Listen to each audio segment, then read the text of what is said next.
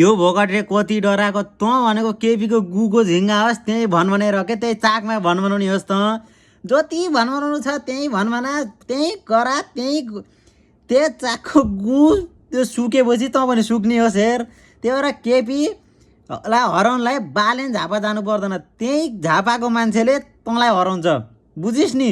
यति कुरा ख्याल राख भनेपछि आफै बुझ तँ भनेको त्यही लेडको झिङ्गा होस् त्यही गनाएर त्यही त्यो सुक्छ होइन, त्यो कालो हुन्छ नि त्यहाँपछि तँ हराउने होस् के बुझिस् नि। यति कुरा ख्याल राख झापामा बालेन जान पर्दैन। बालेन भनेको कि काठमाडौँबाट कि मौतरीबाट मतलब त त्यो के अरे मधेस प्रदेशबाट उठ्छ, झापामा जान्न त्यत्तिकै भरम फैलाउन् के तिमीहरूको सात वाहन लाउने यार बिचरा। त्यो नजाँदा त यस्तो छ गयो भने के हुन्छ यिनीहरूको हालत।